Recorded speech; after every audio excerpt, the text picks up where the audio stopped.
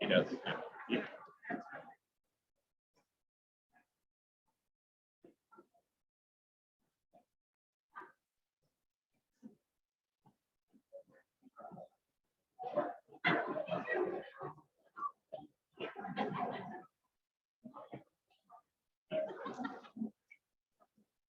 Oh, sure. Our invocation today will be given by Don.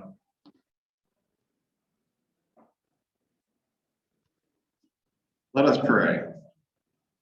We give thanks for the blessings bestowed upon each and every one of us. As Rotarians, help us always to seek the truth, be fair in every situation, build goodwill, better our friendships, and make each one of us beneficial to all of us. Amen. Thank you, Don. Well, we're back online this week, so our AD is working.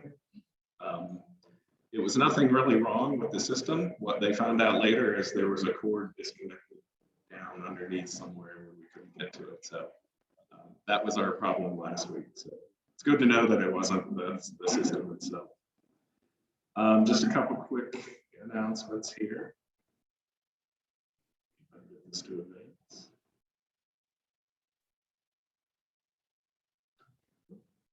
Keep on. So there's progress at Oak Hill Park. Mike Steiner sent me this photo.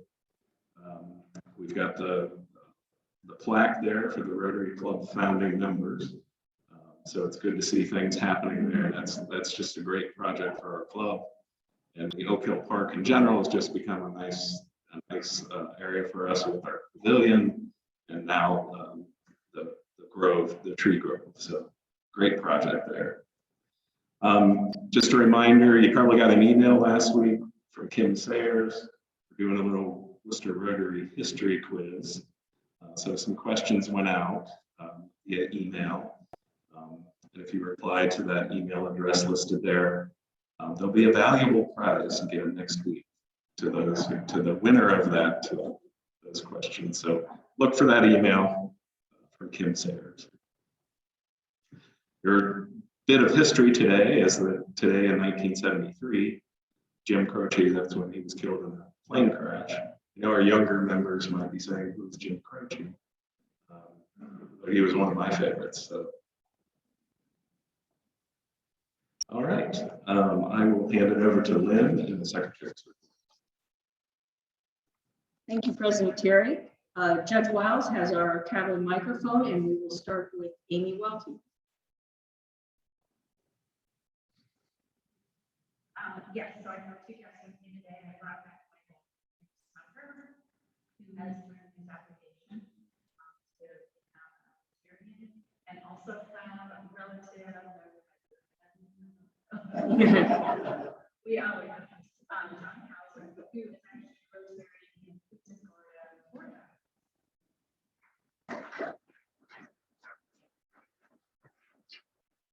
And John, we're going to invite you before because I think we want to exchange Rotary flags.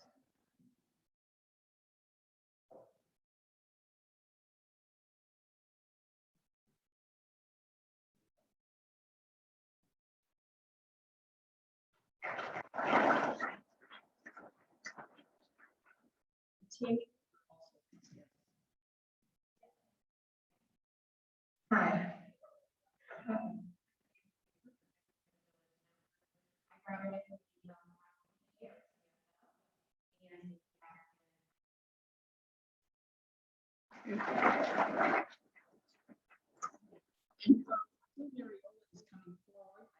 One other announcement.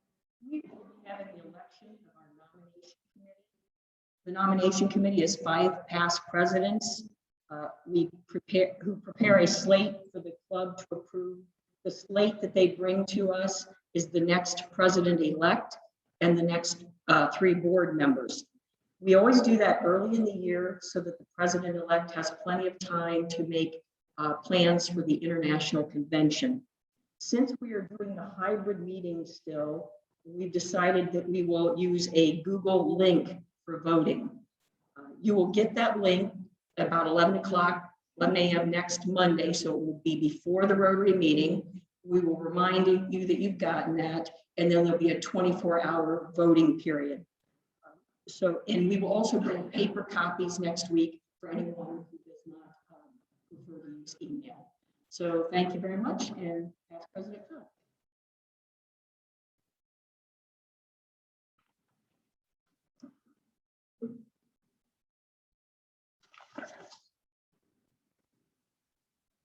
Thursday, October 7th, which is 2 weeks from this coming Thursday, we will be holding our 100th anniversary of Wooster Rotary banquet at Greystone Event Center beginning at 6 p.m.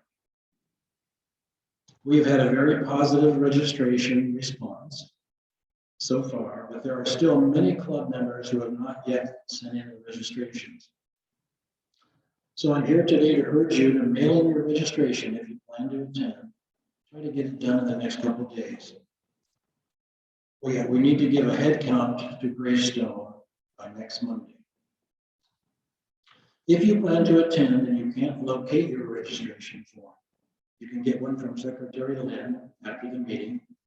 For those of you on Zoom today, email Secretary Lynn and she will email you what you need. Or I was just informed before the meeting today that you're going to receive an email. Every club member is going to receive an email with a link to register online with a credit card.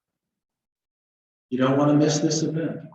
We will be highlighting many of the signature programs and events with which Wooster Rotary has been identified for the past 100 years, including the building of Christmas Run Pool a long time ago, the Wooster Rotary Auction, the Al Van Wee Classic Basketball Tournament and Food Drive for people to people, the Christmas dinners for seniors, remember? The Wayne County Committee for Crippled Children and Adults. We've had tremendous involvement since day one in that organization. Our Youth Exchange Program, our international projects in Kenya, India, and Honduras, and our most recent program, the Parade of Flags. The cost is only $25 per person. It will be a very special evening, I assure you. We look forward to seeing you there. Thank you, Past President Phil. Looking forward to that event. Welcome to our guests today. I hope you enjoy the program and the Fellowship of Wooster Rotary. To our Zoomers out there, give me your feedback. We're trying we got an external camera here today, which is perhaps a different angle for you. So email me your feedback if this is better, if the sound's okay. We want to try to improve that experience for our Zoomers. So we're going to get right into it today. Today we have a classification talk of one of our newest members, so I'll ask Ben Mayball to come forward for his classification talk.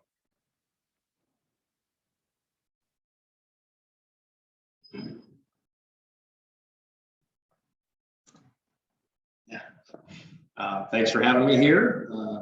Excited to join Rotary. I joined a couple of months ago now, and had the opportunity to actually talk, give one of the speeches about Wooster Brush not so long ago. So I won't repeat everything about that. So I'll keep it nice and short. I am a Wooster born and raised person. Have lived in Wooster pretty much my whole life, other than 1 year down in Florida for Rotary.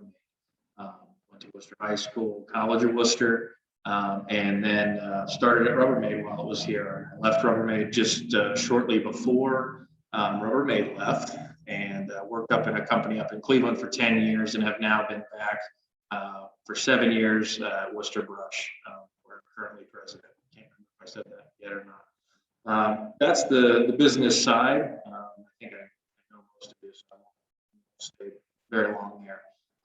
Important stuff.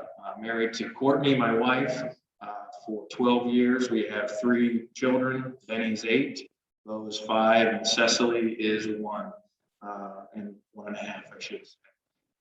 And so that's what keeps us busy when we're not working. We are at home. My wife's a teacher at Apple Creek. She teaches math. So we're busy at work and busy at home. So lastly, I just wanted to say, Thank you to all of you folks here. I feel like growing up in Worcester, I got touched by a lot of the organizations in town, and Rotary is one of those that I got to be the beneficiary of growing up. And so it's exciting now for me to be a part and to be able to give back all the things I received as a kid. So thank you, and look forward to getting to know everybody.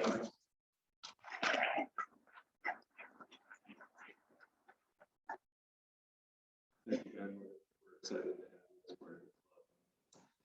All right, now we're going to turn it over to Scott Allen, who's going to introduce today's speaker.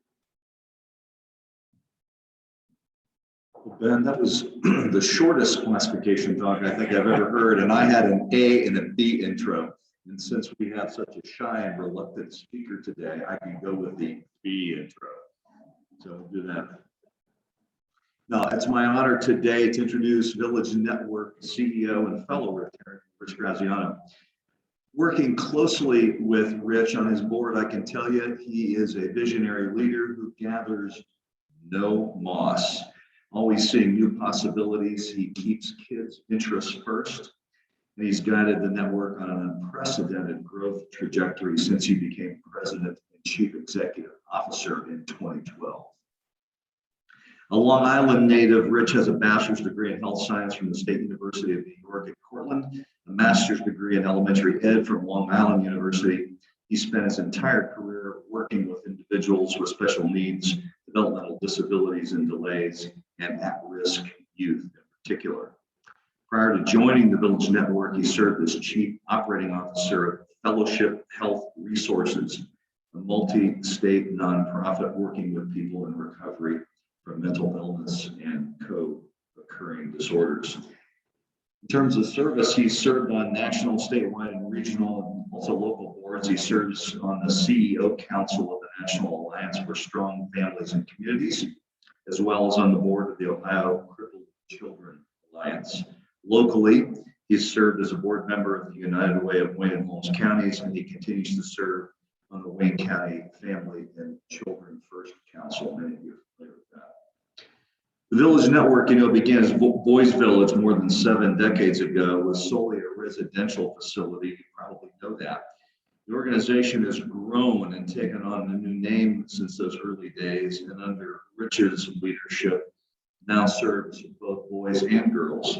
It's become a significant provider of treatment and foster care and has become a leader in outpatient community-based services around the state and beyond. The network has integrated an entrepreneurship program. That'll interest some of you if you don't know that, for its residential youth.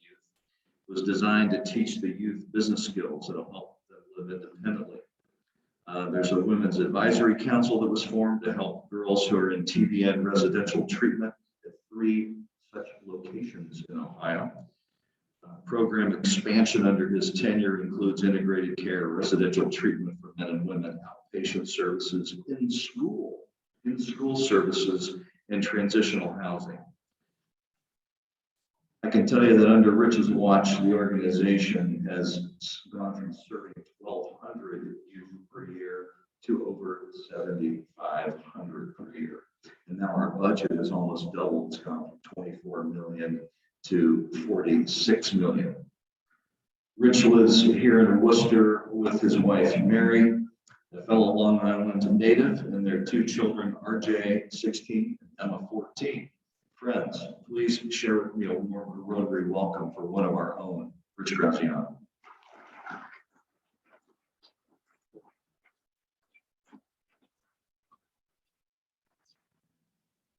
Well, let me start by thanking everybody to speak here today. I appreciate it. And this so, as you can see from the screen, we're celebrating our 75th anniversary this year.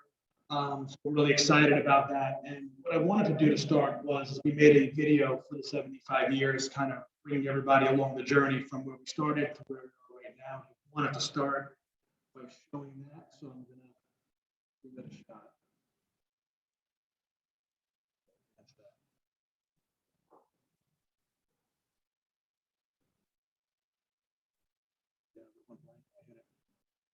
Got a wire on the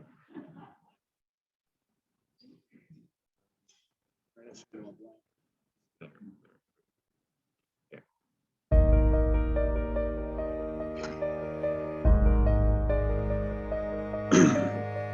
I'm Richard Graziano, President and CEO of the Village Network, and I am so excited to be celebrating our 75th anniversary this year. When Reverend Clarence Kerr of Smithville Methodist Church watched the movie Boys Town and was inspired to open a home for troubled boys, I don't think he ever could imagine just how many lives would be touched by his dream. The Boys Village was formally incorporated on May 7, 1946, one of the very first residential treatment facilities of its kind in eastern United States. Reverend Clarence Kerr and local civic leaders raised $15,000 to open its doors to 10 young boys. The 1950s marked a growing demand for care for our youth, and the campus expanded beyond the original farmhouse with the addition of 3 residential cottages.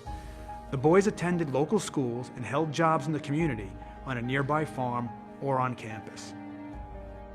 By the 1960s, construction of a fully accredited on-campus Boys Village School began, and it was staffed by teachers from the Wooster City Schools. Grounds were improved. 2 more cottages were added, as well as a horse barn and lakes. The community watched the success of the Boys Village, and in the 1970s formed the Friends of Boys Village, a volunteer auxiliary that raised funds and supported with gifts, celebrations, and activities that made them feel valued and hopeful.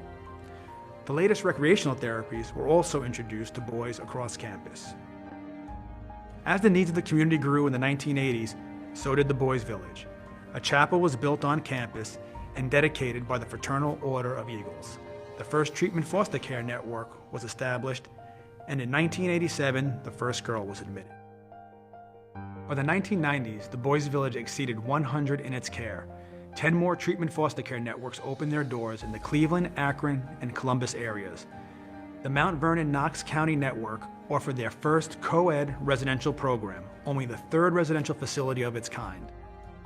In the early 2000s, the newly built Galt Youth and Family Enrichment Center housed both an on-campus school and counseling and family services. To reflect the growing network of more than 40% girls being served, Boys Village changed its name to the Village Network. In 2007, the Village Network earned the Agency of the Year Award from the Alliance of Children and Families. New programs come to Lorraine, Delaware, New Philadelphia, and Yorksville, Ohio. Over the last decade, the Village Network was accredited by the Council on Accreditation and named a flagship site of the neurosequential model of therapeutics, the first of its kind in Ohio. Because of the dedication of our amazing staff, community partners, and donors, we've come a long way since that farmhouse on 46 acres and will continue evolving to meet the ever-changing needs of the youth and families that we serve.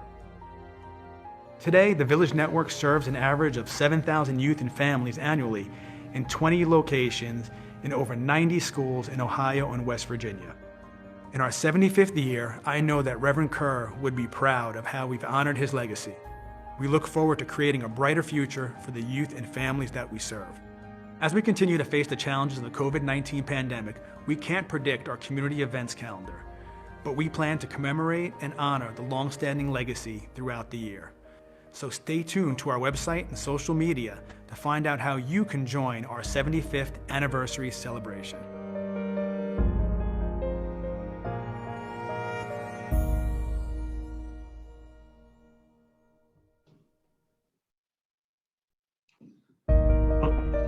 Here we go again. Excuse me. Getting over a little cold, not COVID. I took 2 tests, so I'm good. So I want to start out by just going through some economic impact here in Wayne County. I'm not really going to focus on that. I'm going to get more into the building and the service that we provide. But one of the things with the village, as you can see through the video through time, is that we really try to focus on community partnerships and doing things with the communities that we're in. And I'm really putting a lot of time with the local families and the other organizations around us. So this slide right here is just some of the taxes that we pay here in Wayne County through the expansion of growing and really focusing on growth in Wayne County and in Wooster. You can see since 2014, that's almost doubled. So economically, we're a good economic partner here and choose to stay here because we love being in Wooster. We have a lot of our admin here, and we're doing a lot of expansion in Wooster and Wayne County, which I'll get to in a little bit. You change it, or am I changing it? Am I changing it from here on? This one here, or? Oh, all right. Oh, look at that. All right. I have issues with tech, as you guys can see. Now I'm pulling all kinds of stuff up. All right, there we go. All right. So economic impact on Wayne County, you can see in 2014, we only had 82 positions here in Wayne County and Wooster. And right now in 2021, we're up to 200 positions here locally. We have over 410 employees right now overall throughout the state. So you can see about 50% of our workforce is right here locally. This is just some of the money that we spend locally here in Wayne County. One of the things that we really try to focus on is when we set up programming and we have a presence in a particular community, is that we like to use local vendors and keep all the money local. So we don't like bringing things in from the outside. So here in Wayne County, through salaries, just payments to foster families, and by using the local contractors and vendors, we spend about $13 million a year here locally as well. And it's something that we, like I said, we just try to do because we like the local relationships with the vendors, and we feel like we should give back to the community because the communities give so much to us in helping us develop programs for the kids and support for the kids. All right, so moving on to some of the stuff that we do with the kids and some of the programs. The maltreatment in the United States, it's out of control right now. In 2019, it was the lowest number that's reported in 5 years. And if you look at the bottom there, it still says that there were 600,000 cases of child abuse and neglect. And these are just reported cases right now. This is the lowest number that we've seen in 5 years. If you think about how insane that is, it's crazy. And like I said, these are just the kids that we know about, the ones that are reported. The next slide here, it shows that the majority of victims are under the age of 1 year old. So it starts young. This has actually caused the village to kind of have a shift in what we're doing as far as treatment. Historically, when we started, we were dealing with a lot of teens. That was the focus of the work that we did.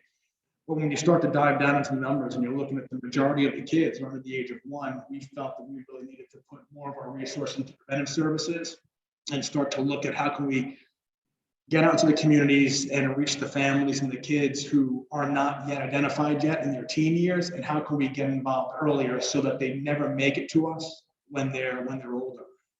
Our staff, we always say, our primary goal is to put ourselves out of business. When we look at our residential facilities that house mostly inpatient beds of teenagers, we would like one day to be able to close those down.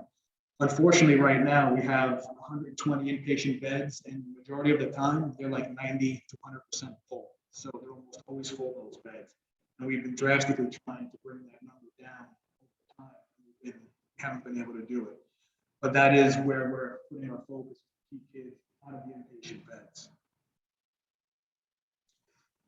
This is just kind of a summary of how we get to that 656 number. You can just see there, it breaks it down into different categories. The kids are coming in, we're seeing, we're treating.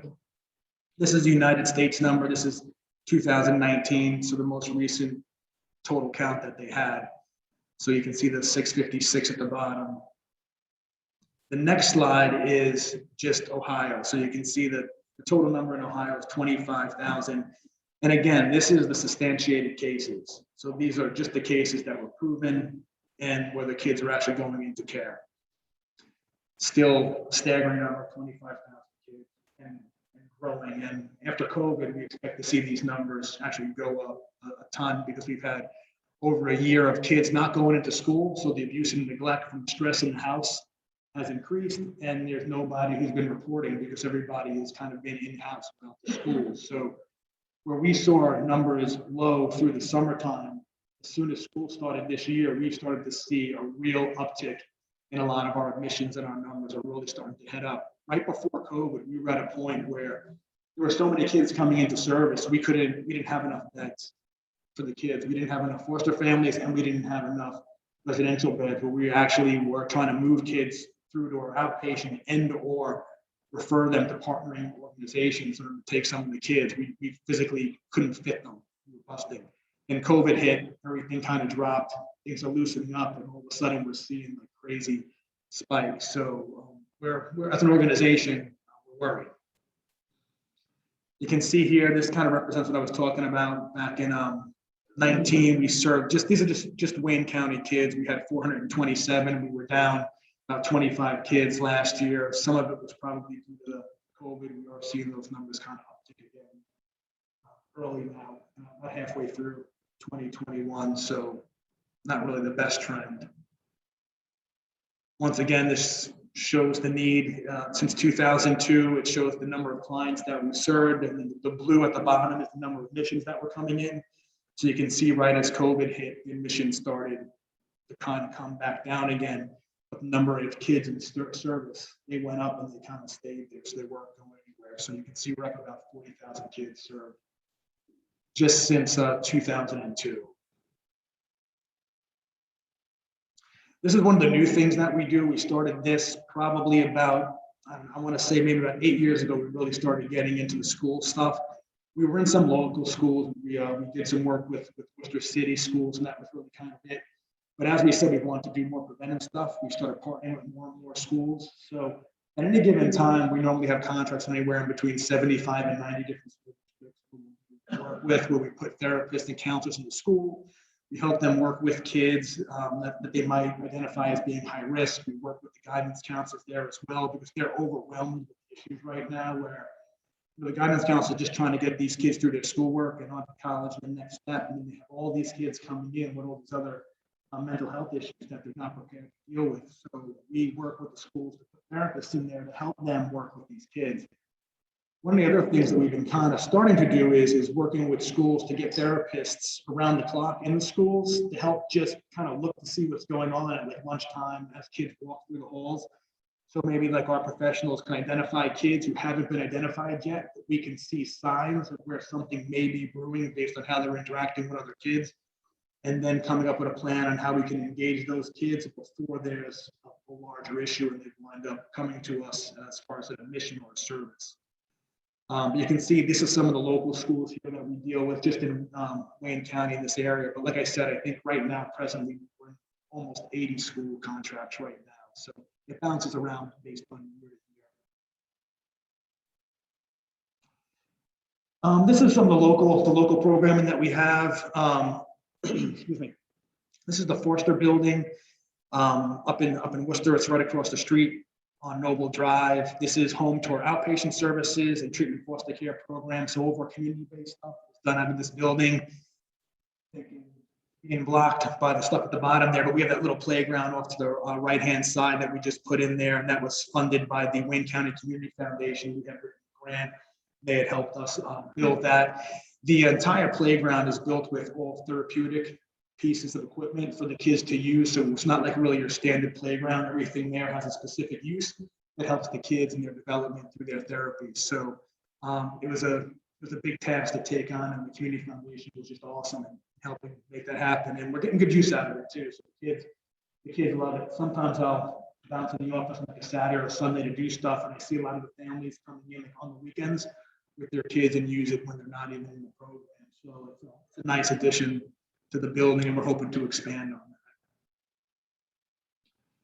This is our Therapeutic Stabilization Center. This was a project that we did with Student Services. It was great. It's a 24/7 facility, care for youth. We had 13 Wayne County kids in there in 2020. It's a 16-bed facility. It's a delayed egress, and the focus on this is for kids who are having more of a severe crisis. So one of the things that we've been seeing is that we have the residential beds on main campus, and the programs, the way they were set up, we really had a difficult time in dealing with some of the kids coming in because the needs have been so severe that we talked about doing something on a higher level with more intense staffing, some medical and nursing stuff, having doctors 24/7 in there. And we came up with this facility. So it's built, the layout is very different. It has the sensory integration room, which is the only one of its kind in the area that we developed. And I have some pictures of that. So it's really intense therapies, short stay. We like to have the kids there 2-3 weeks, get them nice and stable, get things moving, and then we move them on to like either residential, hopefully if we can getting them back to home. But it gives an option for families who are really struggling. This is that sensory integration room. It was funded by Steve and Cheryl Shapiro.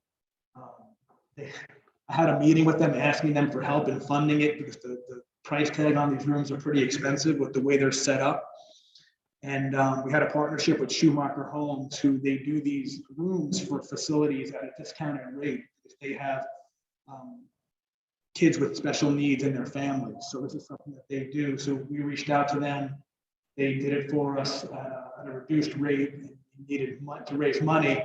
I went to a lunch with the Shapiros, told them about the project, asked them if they can help us run a campaign. I got back to the office about 15 minutes later. I got a call from both of them, and they told me they were writing a check to build the building because they didn't want to wait on it. And I'll tell you this building, in my opinion, has been one of the biggest game changers for our staff. If you talk to them, the kids absolutely love it. It's a place where they can go either by themselves or with the staff. And there are different things in the room that they can do that will help them like relieve their anxiety, work through some of their issues. And the kids love going down there. So I think we have like 4 or 5 of them right now throughout the organization at our different facilities. We've had such a great result with this one here, but this thing has been great. All right, this is our other services in Wayne County, our residential facility. So this is the Galt building. I'm sure a lot of you in the room were, this is before my time, I'm sure a lot of you here were involved in the building this one. It does give services to our residential treatment program, which is our most intensive level of care in the village. The program is specifically designed for youth with a trauma diagnosis. And the services include individual, group, and family therapy. It has a psychiatric treatment, nursing care, and expressive arts therapy. So we do a lot of expressive arts. Like Scott said, a lot of entrepreneurial stuff as well. Seaman Corporation was huge in helping us develop a really good entrepreneurial program on campus with our kids, where we actually get them ready with job skills. So if they want to go to college or don't, we have a really nice program that helps them get ready for working when they get out. And the Expressive Arts Center, which is something else that was funded by the Shapiros as well, is we have a huge art center as part of this facility as well, where the kids do all kind of therapeutic arts, anything from dancing to sculpting to painting, instruments. There's a recording studio there for the kids, so they're really learning some skills that they can get out into the community and they can use. And that's the whole point of what we want to do with these campuses. We want the kids to come in. We want them to be given the opportunity to experience stuff that they wouldn't normally get to experience when they were home. We want them to leave the facility wanting more out of life than what they were shown. And all these programs, they help us do that. This is just an aerial shot of our Wooster campus. We talked a little bit about community involvement, and this is some of the things that we do in the local community. You can see that we're actively enveloped in Wayne Economic, the Chamber, Rotary, the Orville Chamber as well. We're a host site for Leadership Wooster. We sponsor lots of camps over at the ice arena. The ice arena is great in giving us free passes for our kids. We can get our kids over ice skating. They give us free passes for them, so they've been great to work with. We support local plays and school boosters. So we have a lot of, as we do the art stuff, we like supporting those things as well. So we've done a lot with Wayne Center for the Arts as well locally. The kids are at the fair every year, and we do a lot of educational and health outreach as well. So we teach communities just about mental health and behavioral health and teach them about our kids. Here are some pictures from some of the parades. They started getting into wanting to build floats. The kids have been working with the staff to build floats and bring them to some of the local parades, so they got a real hoot out of that. But these are just 2 of them: the firefighters parade and the Canton Hall. Most recent ones the kids did, so that was a lot of fun. And of course, how you guys can help. Everyone always thinks that you're looking for donations and we want money. I mean, granted, the money keeps the programs going, helps us do a lot of unfunded stuff. But a lot of the other stuff that really works for us is mentorships and volunteers at events work real well. The kids love having events where people from the outside kind of come in, because they know, like, when people from the outside are coming in that don't need to be there, they're taking an interest in the kids. It makes a big difference with the kids. They really appreciate having guests and visitors that take time to come to campus and the programs, just talk and spend time with them. They really value that. And you can see it like at events like our celebration day, when staff are bringing the family and friends in, the kids really gravitate towards them because they know those people don't need to be there. and they know that they're there because they're actually interested in seeing them do well. And you can see it in the kids' faces. It's pretty cool, actually. And there's some conversations that I've had with my wife, sister-in-law, cousins who have come to these things. Kids really open up to them, and some of the conversations are really neat. So if you're looking to help out any one of these ways, we greatly appreciate it. And here's another one, get your tickets now for Sweet Jude. This is our big fundraiser, so this thing's been going on for like ever. The 75th anniversary one is October 9th. It's gonna be awesome, I think. I know it's gonna be awesome, so you guys should all come. Definitely give us an email, look online if you want tickets to that. It's gonna be a great event. So the kids will be there as well, so we always have a couple of kids that come to the event. Definitely looking online for that. That was it. I went fast. Didn't want to keep you guys. So, questions?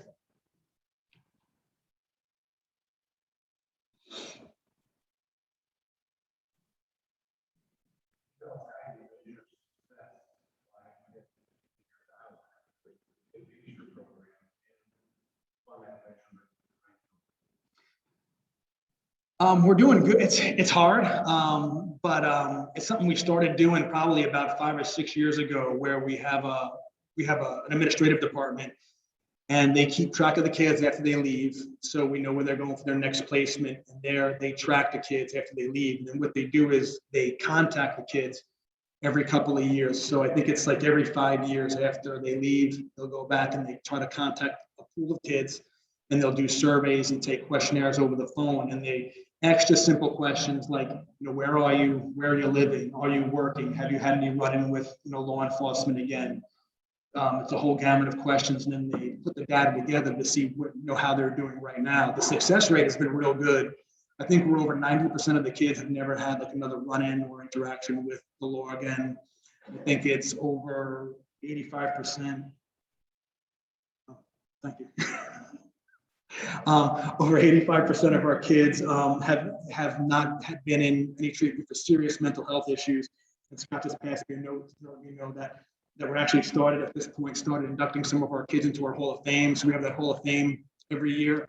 So due to the tracking, we're actually starting to go back and find kids who have done real well. And what we say real well is it's living their best life. So if they left here with goals in place that they wanted to achieve in life, if they achieved those goals, no matter what they were, those are kids who are eligible to be reinducted into the Hall of Fame for the village, because their success is based on what they want out of their own lives. But the data coming back has been surprisingly good. Thank you.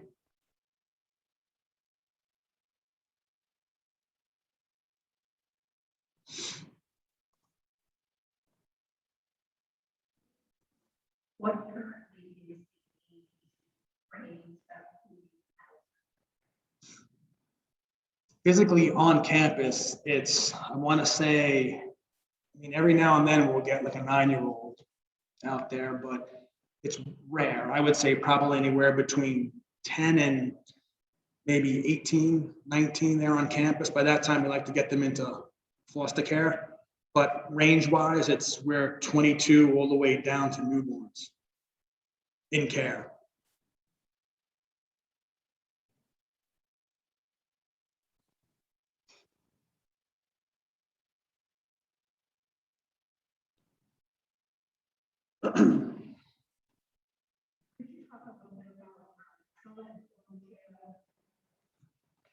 Well, yeah, so trauma-informed care is kind of like this, it's like a loose term that everybody's been using for years. I think the village does a really good job of taking it to the next step. Some of the clinical models that we implement here. One of the things with the field historically is that it was always kind of like a gut feeling. Like, so when people ask questions like, hey, how are the kids getting better? Or, how do you treat them? You have these, you do these questionnaires, they tell you about their trauma. You go through the therapy, and then the therapist always kind of has it, well, I think the kid is getting better based on those talking sessions. But you really don't know if the kids are healing. What we do is we use the neurosequential model of therapeutics, which is the clinical model that Dave started using when he was a regional director down in Knox. And what it does is it takes a survey of the youth. They survey parents, caregivers, the kids, And what they do is then they take all the answers to these questions, and instead of doing the traditional trauma-informed work where you don't have any of the data to back it, they put all this into a program, and it actually gives you a printout of the youth's health of the brain. And they have said during a time of crisis, if you would actually run like a scan of the brain, that the two scans actually are very, very similar. So what it's doing is telling you the health of the brain. And from that, you can see where the trauma took place. You can see where the brain started to slow down in its development. And then based on that is how we start our therapy with the youth. Because part of the problem is that when a 16-year-old comes in, we're looking at the 16-year-old like a 16-year-old. And historically, you want to treat the 16-year-old based on the skills they should have. Well, if these maps come in and the trauma took place when they were 6, their brain really stopped developing back when they were 6. So that's the information that you need, is when did that trauma begin? And actually the therapy needs to start by developing skills with the youth that they should have started developing back when they were 6 years old. So that's where we start redeveloping it. And then we redo the testing over and over again until more areas of the green start turning yellow and green. And that's how we use the information that we get to make sure that the kids are developing properly. And I'm going to tell you this, it saved a lot of placements, because sometimes the placing agencies, they don't see the youth getting better and they want to then pull them or think of a different, level of treatment. And we'll pull out the brain maps and we'll say, hey, listen, like, we are starting to see some improvement in the brain functioning, give it another 30 days, give it another 60 days. And people have left kids in treatment, and then all of a sudden you see the kid, and all of a sudden you start to see it externally, what's happening internally. So it gives us more of a scientific approach to physical trauma-informed care. It's a good question.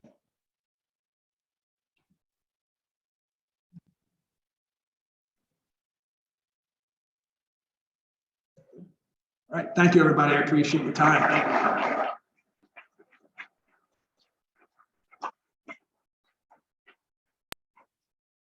Thank you, Rich. We appreciate you. It's an update on the network presentation. It's clear that the network has an impact on the city through the tax revenues and so forth. Some of the local partnerships you talked about with the Shapiro's and the CV Corp, and I'm sure that list goes on and on. But more importantly, the impact that you have on the lives of these kids. I guess in a perfect world, we wouldn't need your organization, but we're very happy that your organization, the people that work for you, dedicate their lives to helping these kids. So we appreciate the update. And I think you know what's coming next. Our Rotary rendition of the wheel and four-way test made by Village Network.